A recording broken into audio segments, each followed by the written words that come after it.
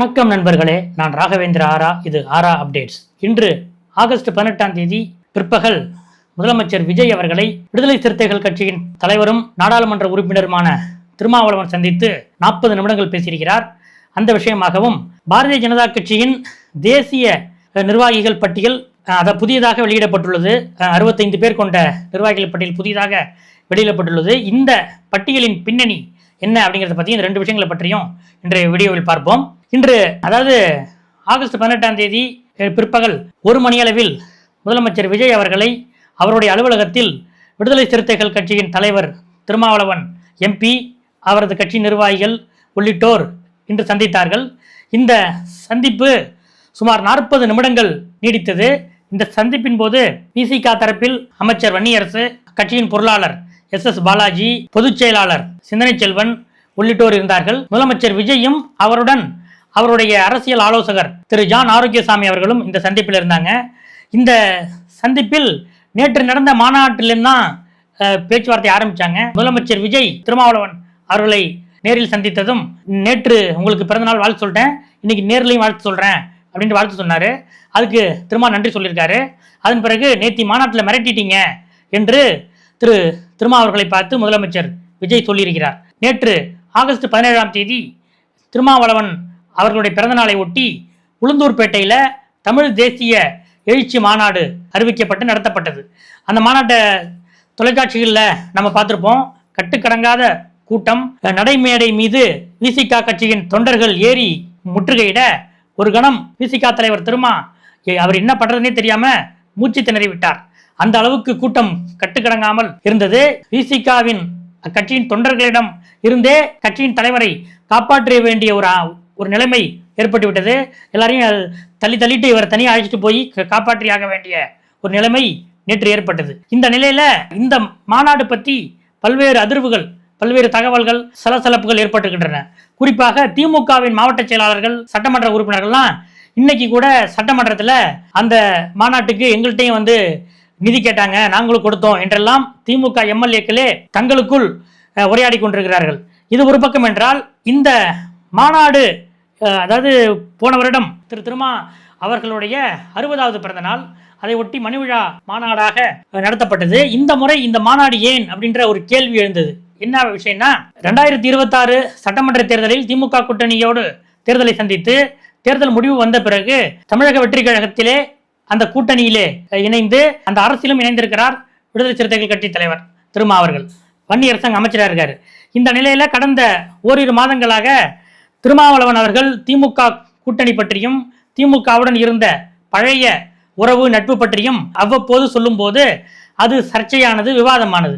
இந்த நிலையில விடுதலை சிறுத்தைகள் கட்சிக்குள்ளும் ஷானவாஸ் போன்றவர்கள் இன்றைக்கும் தாவேக்காவுடனான கூட்டணியை ஏற்றுக்கொள்ளவில்லை. நேற்றைய மாநாட்டுக்கு கூட ஷானவாஸ் வரவில்லை. அவர் அந்த கட்சியின் அமைப்பு செயலாளர்களில் ஒருவராக இருக்கிறார். அவர் நேற்றைய மாநாட்டுக்கு வரவில்லை. இப்படிப்பட்ட ஒரு நிலையில் நம்ம இந்த முடிவு எடுத்தது, அதாவது தாவேக்காவுடன் கூட்டணி அமைத்தது, கூட்டணி அரசில் இணைந்தது சரிதானா என்ற ஒரு சின்ன டைலாமோ திருமா அவர்களுக்குள்ளேயே இருந்திருக்கிறது. இந்த நிலையில் தான் இந்த பிறந்தநாள் விழாவை ஒரு மாநாடாக நாம் நடத்துவோம், நம்முடைய தொண்டர்கள் எப்படி இருக்கிறாங்க, உற்சாகமா இருக்கிறாங்களா, மாநாட்டுக்கு அதிகம் பேர் வர்றாங்களா என்று ஒரு உரைகளாக இந்த பிறந்த நாள் நிகழ்வை திருமா நினைத்திருக்கிறார். அதன்படிதான் இந்த மாநாடு ஏற்பாடு செய்யப்பட்டது. கிட்டத்தட்ட 1 மாத காலம் ஏற்பாடு செய்யப்பட்டது. ஆனால் கட்டுக்கடங்காத கூட்டத்தின் காரணமாக குறுகிய காலத்திலேயே இந்த நிகழ்ச்சியை முடிக்க வேண்டிய ஒரு நிர்பந்தமும் இருந்தது. போலீஸ் பாதுகாப்பும் மிக நேர்த்தியாக ஏற்பாடு செய்யப்பட்டிருந்தது. இந்த ஒரு பின்னணியில் தான் இன்னைக்கு முதலமைச்சரை சந்தித்த திருமா அவர்கள் மாநாட்டுக்கு போலீஸ் பாதுகாப்பு மிக சிறப்பாக இருந்தது என்று சொல்லி நன்றி சொல்லியிருக்கிறார். அதன் பிறகு இந்த பொறியியல் மாணவர் அமுதன் கோவை அருகே உள்ள கல்லூரியிலே சக மாணவர்களால் அடித்து கொல்லப்பட்ட சம்பவம், அதை பற்றி விரிவாக பேசியிருக்கிறார். இதுல ட்ரக்ஸ் இல்லை அப்படின்ட்டு அரசு தரப்புல போலீஸ் தரப்புல சில விஷயங்களை சொல்றாங்க. ஆனா இதுல போதை மருந்து சம்பந்தப்பட்டிருக்கு. இது மட்டுமல்ல, பல கல்லூரிகள், பல பள்ளிகள்ல கஞ்சா உள்ளிட்ட போதைப் பொருட்கள் அதிகமா இருக்கிறதாக நம்மளுக்கு தகவல் நிறைய வருது. அதனால இந்த விஷயங்களை நீங்க தனிப்பட்ட கவனம் எடுத்து விசாரிக்கணும் என்று முதலமைச்சர் விஜயிடம் திருமா வலியுறுத்தியிருக்கிறார். ஓகே, நான் கண்டிப்பா அதை பார்க்கிறேன் என்று முதலமைச்சர் விஜயும் திருமாவுக்கு வாக்குறுதி அளித்துள்ளார். அதன் பிறகு கடந்த ஜூலை 1ஆம் தேதி மாமல்லபுரத்தில் கூட்டணி கட்சிகளுடைய ஒரு முதல் அறிமுக கூட்டம் நடைபெற்றது. அதற்கு பிறகு அது மாதிரி ஒரு கூட்டம் நடைபெறல, 1.5 மாசம் ஆச்சு. அதனால கூட்டணி பேரை கூட நீங்க உங்க என் மனசுல ஒரு பேர் இருக்கு அப்படின்னு நீங்க சொல்லியிருந்தீங்க. அந்த கூட்டணியை நாம் முழுமைப்படுத்தி விட வேண்டும். அந்த கூட்டணி கட்சி தலைவர்களுடைய அடுத்த 2ஆம் கட்ட கூட்டத்தை நாம் கூட்ட வேண்டும். அந்த கூட்டத்திலே கூட்டணியுடைய பெயர் உள்ளிட்ட மற்ற விஷயங்கள் எல்லாம் இறுதி செய்யப்பட வேண்டும் என்றும் முதலமைச்சர் விஜயிடம் திருமா கூறியிருக்கிறார். அதற்கும் ஓகே, சீக்கிரமா சட்டமன்றம் முடிஞ்சிடட்டும் என்று முதலமைச்சர் விஜய் திருமா அவர்களிடம் கூறியிருக்கிறார். இந்த 35-40 நிமிட சந்திப்பு முடிந்த பிறகு 5-10 நிமிடங்கள் திருமா அவர்களும் விஜய் அவர்களும் 1-to-1 சந்தித்து பேசியிருக்கிறார்கள். அந்த சந்திப்பிலே சில முக்கியமான, அதாவது இப்ப இதுவரை பேசப்பட்ட விஷயங்களை விட மேலும் சில முக்கியமான விஷயங்கள் பேசப்பட்டிருக்கின்றன என்று கூறுகிறார்கள். அதாவது இந்த தனிப்பட்ட சந்திப்பில் என்ன நடந்திருக்கும் என்று நாம் விடுதலை சிறுத்தைகள் வட்டாரத்தில் விசாரித்த போது, சுதந்திர நாள் அன்று சகைசால் தமிழர் விருது காங்கிரஸ் கட்சியின் முன்னாள் மாநில தலைவருமான திரு கிருஷ்ணசாமி அவர்களுக்கு அளிக்கப்பட்டது. இந்த விருது அளிக்கப்பட்ட போதே இதுக்குள்ள ஒரு அரசியல் கணக்கு இருக்கு, ஒரு கூட்டணி கணக்கு இருக்கு. ஏற்கனவே காங்கிரஸ் கட்சி நம்முடைய கூட்டணியில இருக்கு. ஆனா பாட்டாளி மக்கள் கட்சியில 4 எம்எல்ஏக்கள் இருக்காங்க, அவங்களையும் நம்ம கொஞ்சம் கூல் பண்ணணும் அப்படின்ற ஒரு வியூகத்தோடு தான் இந்த விருது வழங்கப்பட்டிருக்கிறது. இது விடுதலை சிறுத்தைகளுக்கு ஒரு செக் வைக்கிற மாதிரி இருக்கு என்றெல்லாம் சில தகவல்கள் பேசப்பட்டன. அரசியல் வட்டாரங்களிலே அது பற்றி விவாதிக்கப்பட்டன. இந்த விஷயங்கள் பற்றியும் டிவிகே கூட்டணியில் விடுதலை சிறுத்தைகள் கட்சி உறுதியாக இருக்கிறது என்ற தகவலை தான் இந்த தனிப்பட்ட சந்திப்பில் திருமா முதலமைச்சர் விஜயிடம் அழுத்தி சொல்லியிருக்கிறார் என்று விசிக வட்டாரங்களில் கூறுகிறார்கள். நேற்றைய மாநாட்டில் கூட விடுதலை சிறுத்தைகளும் தமிழக வெற்றிக் கழகமும் தொடர்ந்து இணைந்து பயணிக்கும் என்று தான் அறிவித்ததையும் இந்த தனிப்பட்ட சந்திப்பிலும் முதலமைச்சர் விஜயிடம் விசிக தலைவர் திருமா வலியுறுத்தி இருக்கிறார் என்று கூறுகிறார்கள். இதுல இன்னொரு இந்த உளுந்தூர்பேட்டை மாநாட்டில் இன்னொரு ட்விஸ்ட் இருக்கு. அதாவது இந்த மாநாட்டுக்கு விஜயை அழைக்க வேண்டும் என்று இந்த மாநாட்டுக்கு முன்பு, இந்த மாநாட்டை ஏற்பாடு செய்யும் போதே ஒரு ஆலோசனை வந்தது.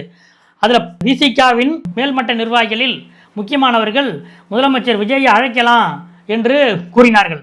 ஆனால் ஒரு சிலர் முதலமைச்சர் விஜயை இந்த மாநாட்டுக்கு நாம் அழைத்தால் உங்களுடைய அந்த நோக்கம் இதாயிடும், ஏன்னா இந்த தேர்தல் முடிவுக்கு பிறகு நாம் எடுத்த அரசியல் முடிவுகள், நாம் செல்லும் அரசியல் பாதை சரியானதா, இதை பற்றி தொண்டர்கள் என்ன நினைக்கிறாங்க அப்படின்றதுக்காக தான் இந்த மாநாட்டை போடுறோம். அப்படி ஒருவேளை நாம் விஜயை அழைத்தால் கூட்டம் அதிகமாக நம் கட்சிக்காகவே வந்தால் கூட அது விஜய்க்காக வந்த கூட்டம் என்று முத்திரை குத்தப்பட்டுவிடும்.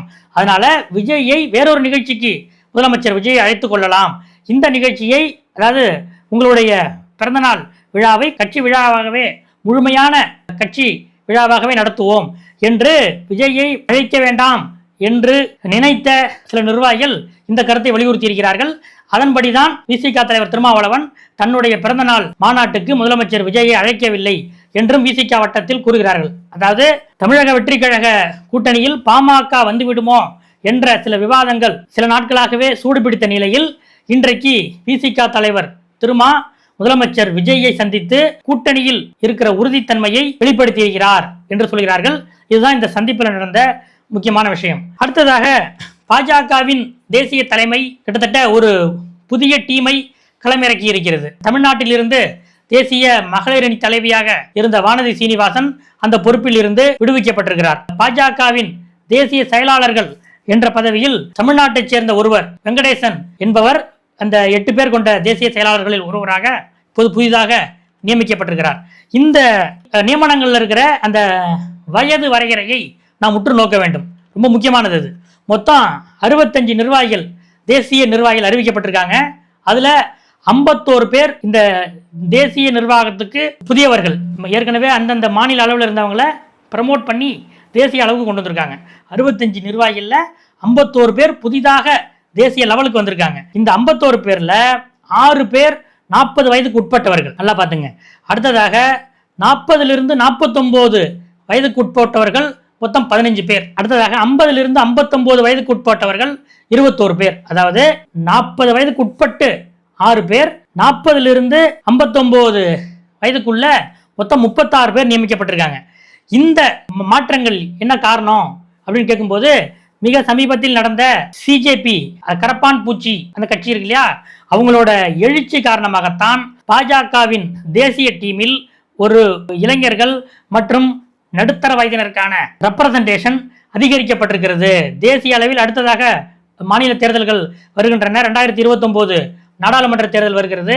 இந்த நிலையில் சிஜேபியுடைய தாக்கத்தை எதிர்கொள்ள வேண்டும் என்றால் பிஜேபிக்குள்ளும் ரொம்ப சீனியர்களையே நம்பிட்டு இருக்க கூடாது. அதனால ஜூனியர்கள், இளைஞர்கள், நடுத்தர வயதினர் இவர்களுக்கும் முக்கியமான இடங்களை அளிக்க வேண்டும் என்ற அடிப்படையில் தான் சிஜேபி உடைய போராட்ட தாக்கம் ஜென்சியோட ஓட்டுகளை குறிவைத்துதான் பாஜகவின் தேசிய நிர்வாகிகளில் கிட்டத்தட்ட பாதிக்கும் மேற்பட்டோர் இளைஞர்கள், நடுத்தர வயதினராக இருக்கிறார்கள் என்பதுதான் டெல்லி வட்டாரத்திலிருந்து கிடைக்கக்கூடிய ஒரு தகவல். கிட்டத்தட்ட திமுக என்ன நினைக்கணும் அப்படின்ட்டு இப்ப விவாதிச்சுட்டு இருக்கோ அதை பிஜேபி கடகடன்னு தேசிய அளவில் செஞ்சு முடிச்சுட்டாங்க. ஏனென்றால் திராவிட முன்னேற்ற கழகம் நிர்வாகிகள் மாற்றம் பண்ணணும், இந்தந்த வயதுக்குட்பட்டவர்கள் தான் இந்தந்த பதவிகளில் இருக்கணும் என்று மேல்மட்டத்தில் விவாதித்துக் கொண்டிருக்கிற நிலையில் அதை பிஜேபி நடத்தி காட்டிவிட்டது என்பதுதான் இந்த புதிய நிர்வாகிகள் மாற்றத்தில் குறிப்பிட வேண்டிய விஷயம். அடுத்தடுத்த அப்டேட்டுகளோடு உங்களை இன்னொரு வீடியோவில் சந்திக்கிறேன். நன்றி.